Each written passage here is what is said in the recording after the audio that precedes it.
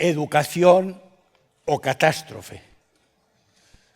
Cuenta una leyenda persa que al comienzo de los tiempos los dioses repartieron la verdad dando a cada persona un trocito. Para reconstruir la verdad hace falta poner el trozo de cada uno. El de todos es necesario. No hay ningún trozo despreciable o insignificante. El tuyo también es necesario. Humildemente, esta mañana, soleada de Málaga, vengo a ofreceros mi pequeñito trozo y os insto a que cada uno, su vida familiar, profesional, social, ponga el suyo, porque verdad y comunicación serían las dos caras de una misma moneda. Mi pequeñita verdad dice que la historia de la humanidad es una larga carrera entre la educación y la catástrofe. O gana la educación o gana la catástrofe. Estoy persuadido de que los grandes problemas del mundo no tienen solución profunda, solución auténtica, ni en los despachos ministeriales, ni en las multinacionales, ni en las empresas, ni en los bancos, ni en los cuarteles, ni en las iglesias. Tienen solución profunda en las escuelas, porque ahí está el epicentro de la educación. Decía Nelson Mandela, la educación es el arma más poderosa para transformar el mundo. ¿Pero qué es? ¿Qué es la educación? Es un proceso con dos grandes componentes. El componente crítico, aprender a pensar. No qué pensar, aprender a pensar. Y ser capaces de discernir y de analizar dónde están las causas y los efectos para que sepamos pasar, como dice Paulo Freire, de una mentalidad ingenua a una mentalidad crítica. Y el otro componente de la educación es el componente ético, que muchas veces se olvida. La educación es también aprender a convivir, tener solidaridad, tener compasión, tener respeto a la dignidad de los seres humanos, sea cual sea su raza, su sexo, su religión. Y ahora alece ya el desocultamiento del ser, la verdad que está en las cosas, la superación de las trampas del lenguaje, nos va a ayudar a distinguir tres conceptos que frecuentemente se identifican de forma equivocada y muy peligrosa con educación. Primero, educación no es mera instrucción. Si todo el conocimiento que se adquiere en las escuelas sirviera para cómo dominar, explotar y engañar mejor al prójimo, más nos valdría cerrarlas. Porque lo que estaríamos haciendo en ellas es un poquito más sofisticada la ley de la selva. Cuando el más fuerte dominaba al más débil, teníamos un nivel de selva en que alguno, por su inteligencia, por su ingenio, por su astucia, podía sobrevivir. Cuando el que más sabe utiliza eso que sabe para explotar, dañar y engañar al prójimo, el nivel de selva es mucho más sofisticado, muy poquitos pueden sobrevivir en ella. Fueron médicos muy bien preparados, ingenieros muy bien formados, enfermeras muy capacitadas en su oficio, los profesionales que diseñaron las cámaras de gas en la Segunda Guerra Mundial. Sabían mucho, sabían muchísimo. Se han hecho estudios de lo bien que ventilaban los hornos crematorios. ¿Pero qué pensaron sus víctimas? ¿Qué dijeron? Maldito el día que fueron a esa institución. Maldito el día que les evaluaron positivamente lo que habían aprendido, que es lo que me va a costar la vida de una forma cruel e injusta. Se me asemejan a veces las escuelas a barcos en alta mar, toda la tripulación extenuada, ajetreada en las máquinas, en las cocinas, en la limpieza, en la organización. Y alguien pregunta, ¿se puede saber para dónde va el barco? Y desde el último grumete hasta el capitán a veces tendrían que responder, no tenemos ni idea, estamos muy ocupados, muy ajetreados. Pues bien, no hay viento favorable para un barco que va a la deriva. Dicho de manera más lapidaria, no hay nada más estúpido que lanzarse con la mayor eficacia en la dirección equivocada. En una universidad de la ciudad de Guadalajara, en México, vi un lema que yo aplicaría a todas las escuelas. Aquí tenemos que formar no a los mejores del mundo, sino a los mejores para el mundo. No hay conocimiento útil si no nos hace mejores personas. El segundo concepto con el que se confunde la educación es socialización. Socializar es incorporar a una persona con éxito a la cultura. ¿Está educado? Puede ser que no. ¿Por qué? Porque la educación tiene un elemento crítico y en la cultura hay muchas cosas malas.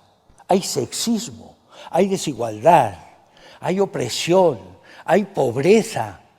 Entonces la persona educada sabe analizar, pero como tiene el componente ético, se compromete con los valores. Y esto tiene especial vigencia en una cultura que contradice casi todos los presupuestos de la educación. ¿Qué dice nuestra cultura? Individualismo exacerbado, cada uno a lo suyo, sálvese el que pueda, al que Dios se la da, San Pedro se la bendice. Una madre pide limosna con su hijo y en un momento determinado la madre dice: hijo, qué pena esta vida, tener que pedir limosna, con la insolidaridad que hay, la vergüenza que da pedir, a veces hace frío, a veces hace calor. Y el chico, que ya sabe cuál es el caldo de cultivo de esta cultura, le dice a la mamá: mamá, no te preocupes por mí, tú no te preocupes por mí, porque yo estoy seguro que el día de mañana voy a ser multimillonario y tu mamá solo tendrás que pedir para ti solita. Y en este caldo de cultivo nosotros decimos solidaridad, compasión, competitividad extrema. Tienes que ganar a los otros, no ser el mejor de ti mismo, ganar a los otros. Obsesión por la eficacia. Relativismo moral. ¿Usted qué quiere? Poder, vale todo. ¿Quiere dinero? Vale todo. ¿Quiere fama? Vale todo. Capitalismo salvaje, imperio de las leyes del mercado. Mirar hasta dónde penetran las leyes del mercado. Una profesora de Santiago de Compostela me dice que el primer día de curso puso a sus niños de 4 años una pegatina en la espalda, por si no les veía de cara llamarlos. Y a uno de los niños se le cae la pegatina, la recoge el niño del suelo y va su maestra con la pegatina y le dice: señor, se me ha caído el precio, se me ha caído el precio. Y en esa cultura las instituciones educativas tienen que ser instituciones contrahegemónicas, van contracorriente. Y los profesionales de la educación tenemos que ser profesionales contrahegemónicos. Sé que es más fácil dejarse arrastrar por la corriente que ir en contra, pero solo a los peces muertos los arrastra la corriente. Y el tercer concepto que se confunde con la educación es el de adoctrinamiento. El adoctrinador no es un maestro, es un fanático. Y el fanático impone los valores por la fuerza. Y en ese momento dejan de ser valores. El educador hace con los educandos lo que la primavera hace con los cerezos. Darles las condiciones para que florezcan, para que desarrollen, para que den frutos. El poeta alemán Hölderlin tiene una metáfora hermosísima y muy, a mi juicio, muy certera. Los educadores forman a sus educandos como los océanos forman a los continentes, retirándose. Pero ¿cuál es la tentación del adoctrinador? Anegarlos. Pensar por ellos, decidir por ellos, imponerles los valores. Y epílogo. No hay señal más clara de inteligencia que desarrollar la capacidad de ser felices y de ser buenas personas. La inteligencia humana fracasa cuando somos desgraciados. Y la sociedad en la que vivimos fracasa cuando estamos en ella indignamente. Pues bien, la educación nos ayuda a superar estos dos fracasos. La educación es esa tarea que es la más importante, la más hermosa, la más difícil que se le ha encomendado al ser humano en la historia. Trabajar con la mente y con el corazón de los niños, de las niñas. Esta profesión que debería ser desempeñada, siendo tan importante y tan difícil, por los mejores profesionales de un país, y no por el que no valga para otra cosa.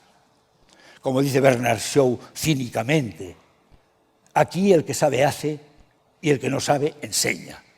¡Qué terrible! ¡Qué terrible!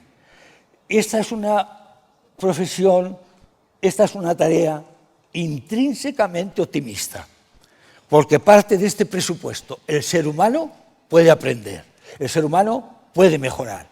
Es tan consustancial el optimismo a la educación como mojarse para el que van a dar. Sin optimismo podemos ser buenos domadores, nunca buenos educadores. Y visitando en una ocasión la ciudad de Potosí, en una cena, un profesor me dijo: Miguel Ángel, los habitantes de esta ciudad tienen fama de ser muy, muy pesimistas, tanto que se les ha acuñado el siguiente dicho: cuando un potosino se desmaya, no vuelve en sí, vuelve en no.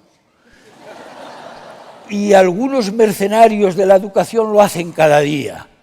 En lugar de volver en sí con entusiasmo, con pasión, con amor, vuelven cada mañana en no.